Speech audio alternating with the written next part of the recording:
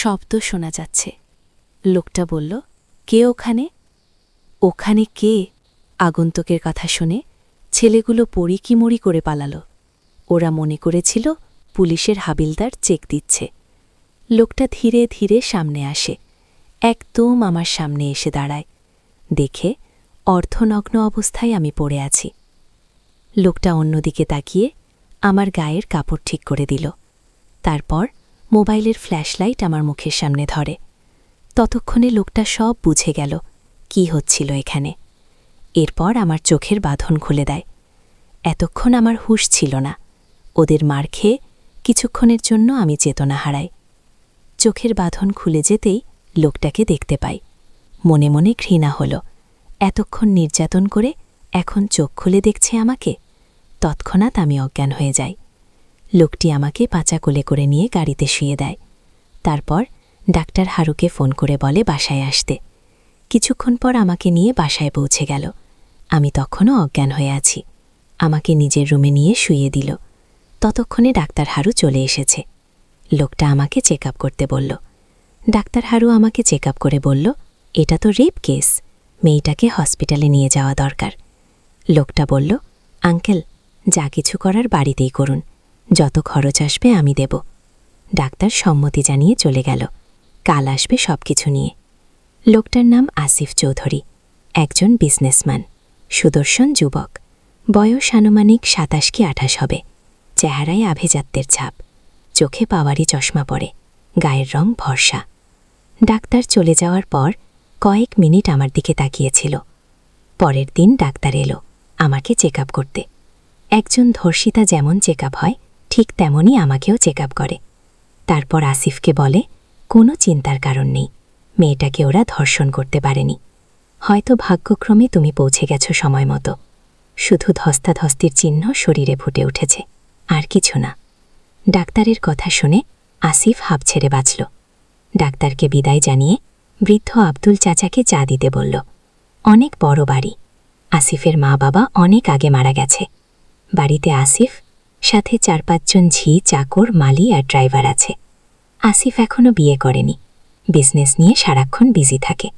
২ দিন পর আমার জ্ঞান ফিরল। চোখ খুলতেই পরিপাটি করে সাজানো বড় একটা রুমে নিজেকে আবিষ্কার করি। বুঝতে পারলাম না কোথায় আছি। দেখি একটা মেয়ে বসে আছে, যথাসম্ভব নার্স হবে, কারণ পরানে নার্সের পোশাক। আমার জ্ঞান ফিরতেই নার্স এগিয়ে এসে বলে, এখন কেমন ফিল করছেন? আমি তার কথার উত্তর না দিয়ে বললাম, আমি কোথায়? এটা কোন জায়গা? নার্স মৃদু হেসে বলল, আপনি এখন আসিফ চৌধুরীর বাড়িতে আছেন, আপনার এখানে কোনো ভয় নেই। এই বলে মেয়েটা আসিফকে ডাকতে চলে গেল।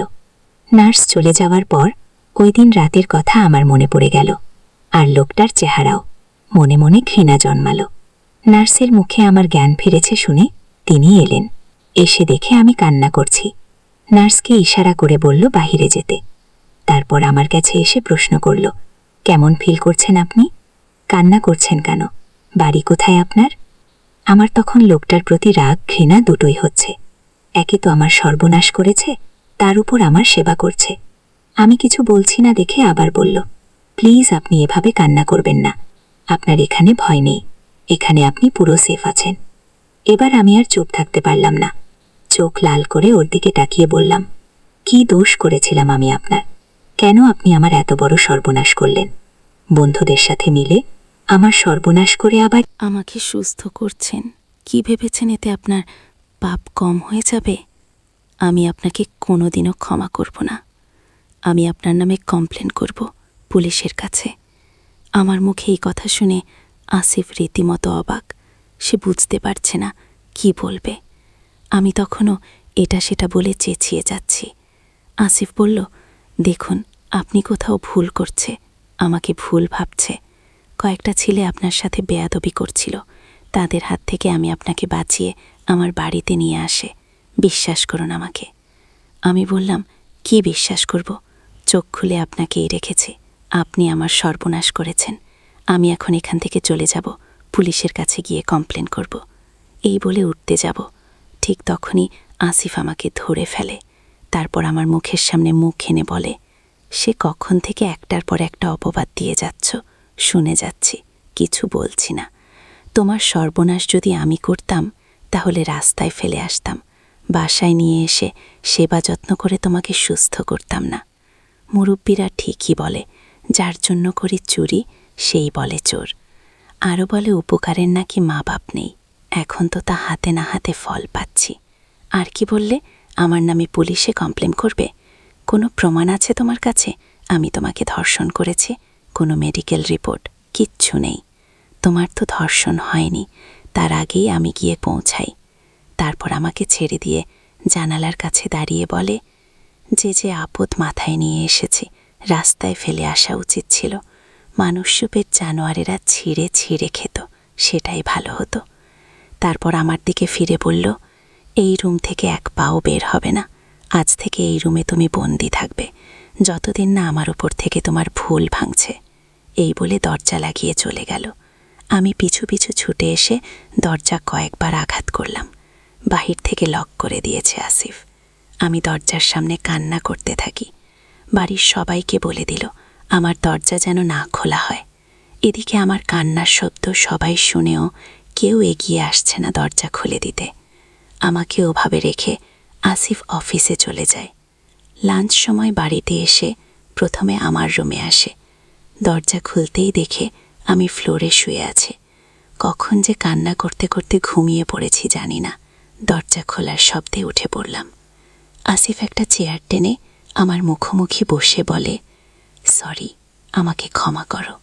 জানি আমার উচিত হয়নি দরজা লক করে যাওয়া, কিন্তু এটা ছাড়া কোনো উপায় ছিল না। বাহিরে আমার একটা মান সম্মান আছে, সবাই আমাকে এক নামে চেনে, বিখ্যাত বিজনেসম্যান আসিফ চৌধুরী।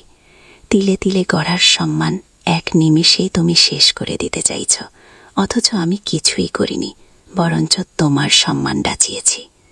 আমি বললাম, শাক দিয়ে মাছ ঢাকা যায় না মিস্টার আসিফ চৌধুরী। আপনি আমার সর্বনাশ করেছেন, এটাই সত্য। একটা মেয়ের সম্মান চলে গেলে সেটা আর ফিরে আসে না। এই সমাজ তাকে কলঙ্কি বলে। একটা ধর্ষিতা মেয়ের সমাজে কোনো স্থান নেই। আমার মা বাবা যদি জানতে পারে তাহলে হয়তো মরেই যাবে। আসিফ বলল, কে বলেছে তুমি ধর্ষিতা? ওরা তোমার কোনো ক্ষতি করতে পারেনি, তার আগেই আমাকে দেখে দেখে ওরা পালিয়ে যায়।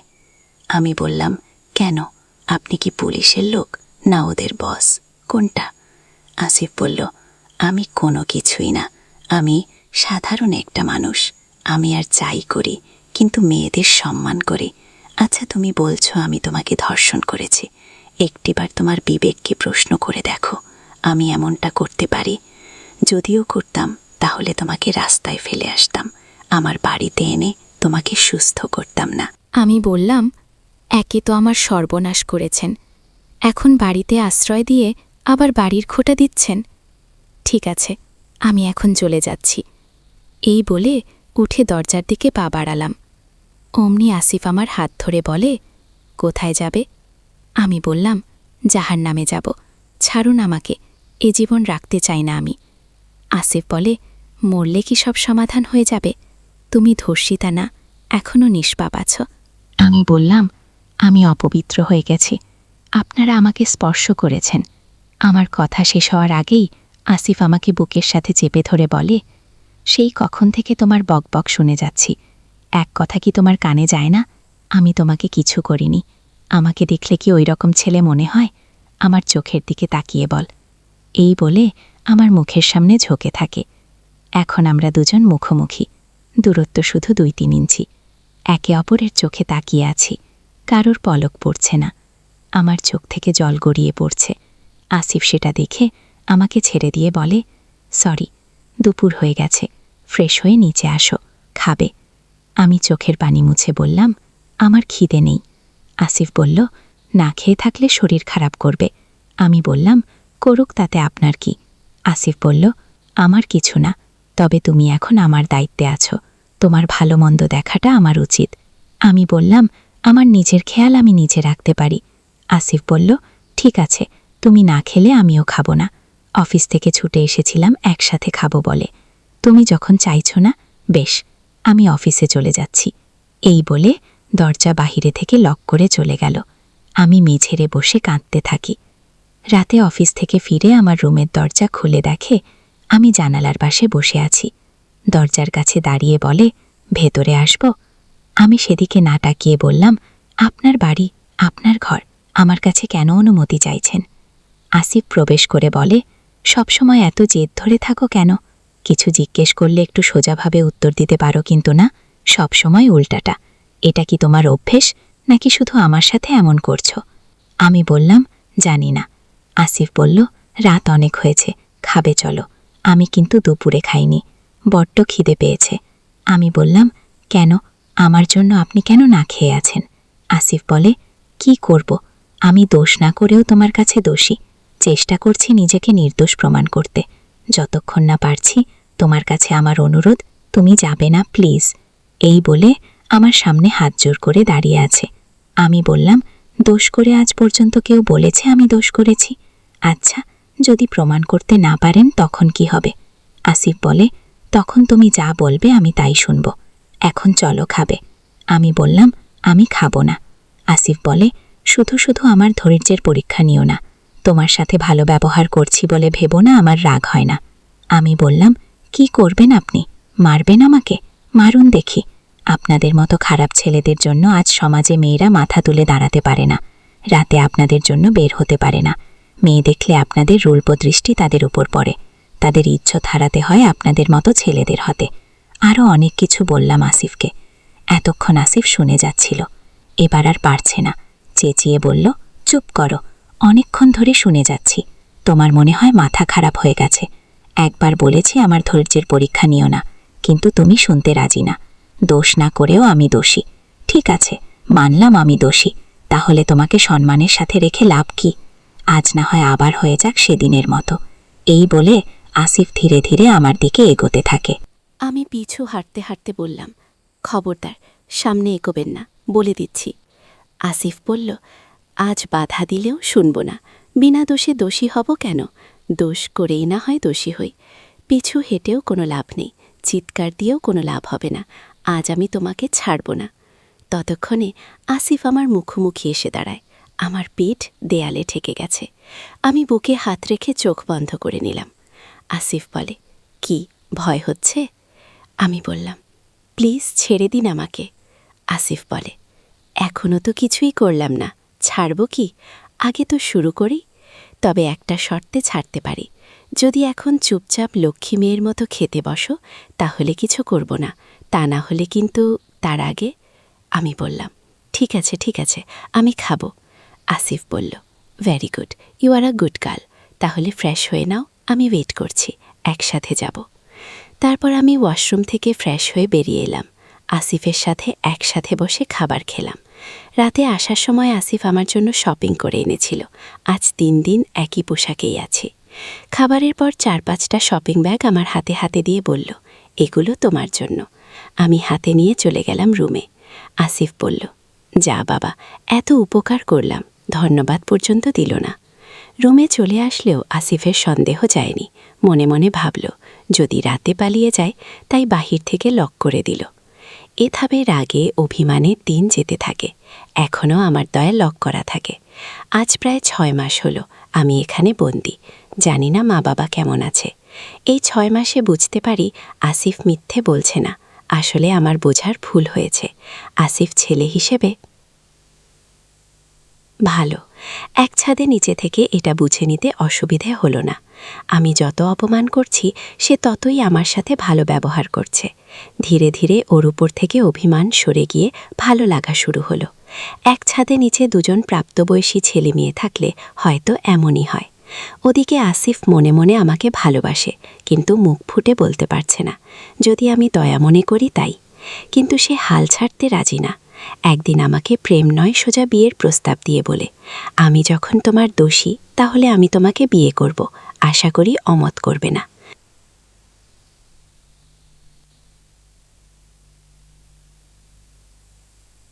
আমি অবাক হয়ে ওর দিকে তাকিয়ে আছি। আমাকে ওভাবে তাকিয়ে থাকতে দেখে বলল, তাকিয়ে থাকতে বলিনি, উত্তর দিতে বলেছি। আমি বললাম, না, আমি বিয়ে করতে পারবো না, আপনাকে তো নয়। আসিফ বলে, তুমি রাজি না হলে আমি বাধ্য হব। কাল পত্রিকায় হেডলাইনে তোমার ধর্ষণের খবরটা ছাপাতে। শুধু তাই নয়, তোমার মা বাবাকেও সব জানাবো। আর এতদিন যেটা করিনি এখন কিন্তু বাধ্য হব সেটা করতে। তোমাকে একদিনের সময় দিলাম, ভেবে বলো। এই বলে চলে গেল। আমাকে কিছু বলার সুযোগও দিল না। এতদিন ভেবেছিলাম আসিফ সত্যি ভালো ছেলে, কিন্তু আজ ওর কথায় ওর আসল রূপ বেরিয়ে এলো। তাহলে কি আমি মানুষ চিনতে ভুল করেছি? ভেবে পাচ্ছি না কি করব। আর যাই হোক, মা বাবাকে সবার সামনে ছোট করতে চাই না। সারা রাত চিন্তা করলাম, কিন্তু কোনো উপায় খুঁজে পেলাম না। পরের দিন সকালে আসিফ আমাকে জিজ্ঞেস করে, কি ডিসিশন নিলে, জানতে পারি? আমি মাথা নিচু করে বললাম,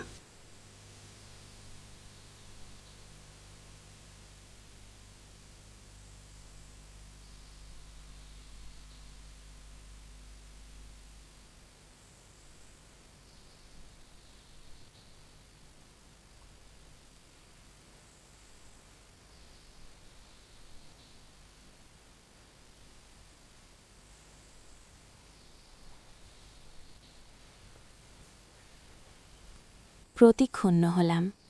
এই কদিনে যেটুকু চিনেছি ওকে, তাতে করে আমি ওকে ভালোবেসে ফেলেছি, কিন্তু আজকের আচরণের জন্য ওর প্রতি ঘৃণা জন্মালো। বাগানের ফুল দিয়ে কোনো রকম বাসরঘর সাজালো রান্না করার কাজের মেয়েটি, তারপর আমাকে বসিয়ে দিল খাটে। রাগে অপমানে ফুঁসছি আমি। আসিফ রুমে প্রবেশ করে দরজা লাগিয়ে দিল। তারপর আমার সামনে বসে বলে, ফাইনালি তুমি আমার বউ হলে।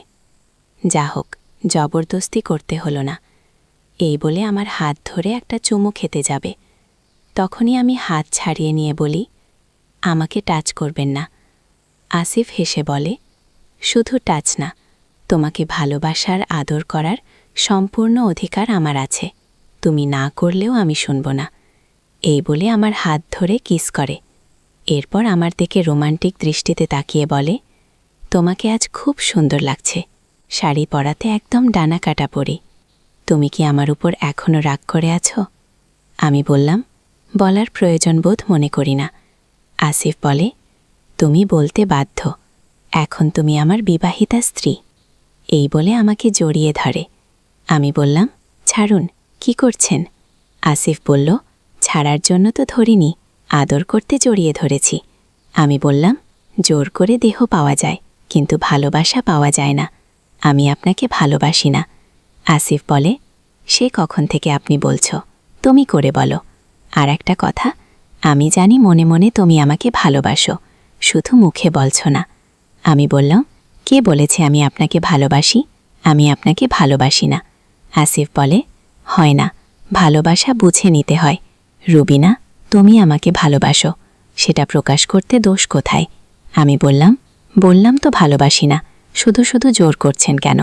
আসিফ বলে, ঠিক আছে, তুমি না বাসলে আমি না হয় আমারটা আদায় করে নেব। এই বলে আমাকে কিস করতে থাকে। খুব শক্ত করে জড়িয়ে রাখে বুকে। কানের কাছে ফিসফিস করে বলে, ভালোবাসি তোমাকে, খুব ভালোবাসি। আজ রাতে তোমাকে এত ভালোবাসা দেব যা তুমি কল্পনাও করনি। আমি বললাম, আমি চাই না তোমার ভালোবাসা, আমি ঘুমাবো। আসিফ হেসে বলে, এই তো তুমি করে বলছো, তার মানে সামথিং সামথিং। তারপর আমাকে আরও আদর করতে থাকে। কিস করতে করতে আমাকে পাগল করে দিচ্ছে। আসিফ বলে, এটা তো একটা নাটক ছিল তোমাকে কাছে পাওয়ার জন্য। আমি তোমাকে অনেক আগে থেকে ভালোবাসি, সেই প্রথম দেখা থেকে, কিন্তু বলতে সাহস পাইনি। আজ তোমাকে নিজের করে পেয়ে দুনিয়াতে আমি সবচাইতে বেশি সুখী। এখনও অভিমান করে থাকবে? তোমার আসিফকে কষ্ট দিতে তোমার খুব ভালো লাগে? এবার অন্তত আদর করে বুকে নাও। মেয়ে মানুষ ভালোবাসার কাঙ্গাল, অল্প একটু ভালোবাসাতেই মোমের মতো গলে যায়। আমার ক্ষেত্রেও তাই হলো। আসিফের ভালোবাসার কাছে অবশেষে হার মানতে হলো। কিছু না বলে শক্ত করে জড়িয়ে ধরে কাঁদতে থাকি।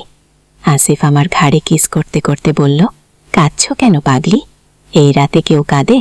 সব ভুলে গিয়ে আমাকে ভালোবাসো, তুমি তাতেই হবে, আর কিছু চাই না।